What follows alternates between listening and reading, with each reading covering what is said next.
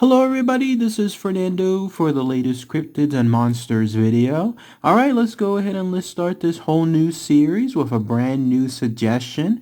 This one having to do something involving another fan favorite when it comes to a dinosaur-like cryptid. I'm a big fan of those. A lot of viewers here like those cryptids too, so always a treat to be able to showcase another one here. And when I was reading the information associated with this cryptid, I thought to myself, I could have sworn that I had done this one before, but lo and behold, it actually has to do with another dinosaur-like cryptid, one that was called the Ropin, that I'll include the link for it below. If you haven't had a chance to see that video, check it out as well. You'll be able to see the eerie similarities tied to these two creatures. But yes, this is a dinosaur-like cryptid that's found there in Africa. You're looking at a representation of it now. It has a very unique name too, and it's called the Kongamato. So let's go ahead and let's talk about all the fascinating information associated with this prehistoric-like creature.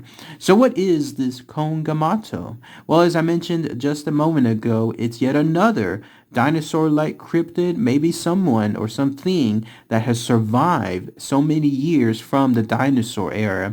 And if you wanted to find it specifically, you have to go to the regions of Africa in Zambia, also the Congo, and then finally Angola, and then that's where you'll have a chance to come across this cryptid, although it's not recommended to really do so because it definitely is considered a flying monster there by the locals. In fact, let's talk about more about its characteristics first, and then we'll talk about its actions later. So yes, if you think of your average pterosaur, like from the movies or from anything involving reading stuff like articles or magazines or even children's books that talk about dinosaurs, your average pterosaur, that's essentially what this is. It's a winged-like creature, something that has a long, elongated mouth or a head as well. Very, very sharp teeth. It has a long tail as well. But by far, its most distinctive feature is, of course, its wings. Its beautiful wings that I imagine you could see like in real life from far away, obviously like safe from any danger. There would be a marvelous beauty because it ranges from about 4 feet at the smallest end to, get this, 100 feet at the longest, and we're talking something the size of a blue whale. I have a little bit of doubts when it comes to something like that being 100 feet long, because you could imagine that there would be far more sightings as far as this creature, but that's at least the wingspan associated with it. And then it's pretty much there within those areas of Zambia, Congo, and Angola, basically doing its normal thing. It's on the hunt when it comes to trying to find food and prey. Unfortunately, though, some of that prey actually involves humans, some of the locals there within that area. And in fact, let's talk about its actions now. Its nickname has been known as the breaker of boats or the overturner of boats for this reason.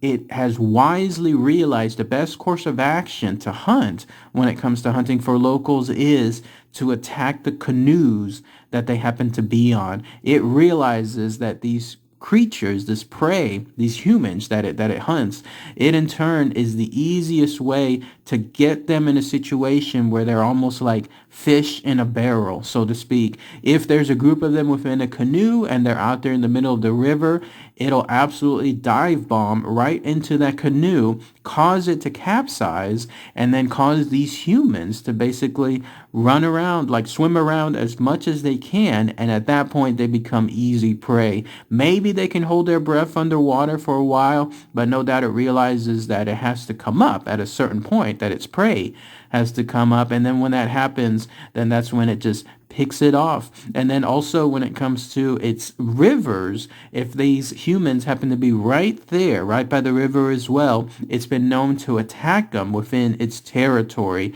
And so natives have actually pointed out to a picture of a pterosaur as being this Kongamato. It scares these natives because of the way that it attacks them, especially since they have to be near these rivers as well. They have to hunt for their own food, their own fish as well. And then all of a sudden here they are being dive bombed and attacked by this Kongamato. Very creepy stuff, especially when you think about how they're basically living in the same area and one is hunting the other and they each become their own prey, just pretty much an all-around bad situation for those natives. But if you thought it ended there, check this out. There's this other thing too. It apparently enjoys digging up graves of some of the natives there and then feasting on the corpses associated with the natives. Apparently there in those areas, the graves aren't dug too far deep into the ground. And so when this happens, it causes this pterosaur-like creature, this Kongamato. I'm guessing it has an immense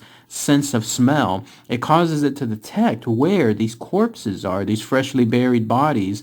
And then when that happens, then it just goes right there, probably in the day or maybe at night, and then it digs up the actual corpse, probably uses its long, elongated mouth to do so, and then it's another feast right then and there. And so this, in this case, is another situation of it eating on humans as well. Luckily enough, though, there's this. The Kongamato eats mostly fish. I guess fish are just easier prey all around, despite the fact that it can cause so much havoc with the canoes and the locals being there by the rivers. There's one thing as far as that, the humans can actually fight back.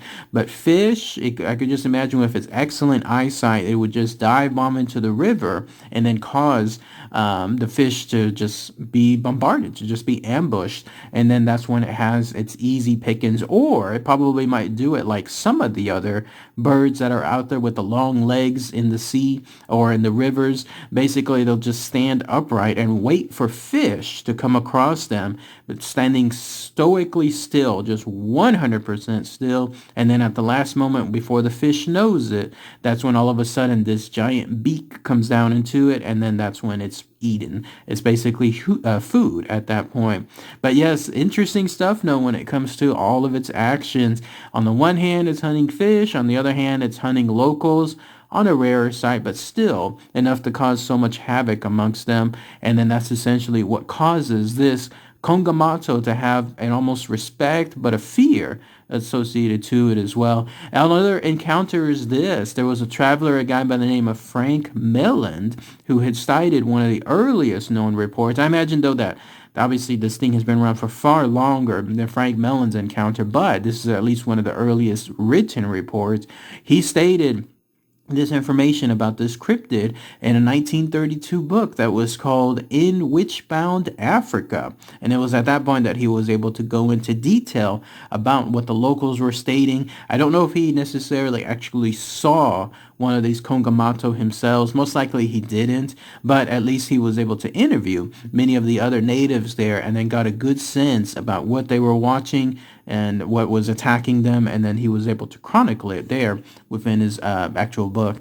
But that's pretty much it. That's all the information associated with this creature. Could it be its own unique species, a long-lost dinosaur, in this case being it's the Kongamato, or could it be misinterpreted as the Ropin, another creature that, again, I'll include the link for it below in case you haven't seen it, or could it be its own 100% separate creature, not a dinosaur, but its own cryptid, and it's just a mistaken identity? It'd be interesting to see eventually if there's some form of evidence associated with that, some pictures or some actual video where someone is able to take evidence of this. Although that would be pretty hard in itself because those regions just seem so hard to get to for anyone that's not a local, not a native, someone that's an outsider, that is probably going to remain in mystery for a good time period. But that's pretty much it. Again, if anybody has any more info, then please post those comments below. What about those of you that happen to have traveled there, maybe to Zambia, to the Congo, anything like that? I'd love to hear what your thoughts are if you heard any local tales as well. Right, everybody? Thanks again as always. Take care.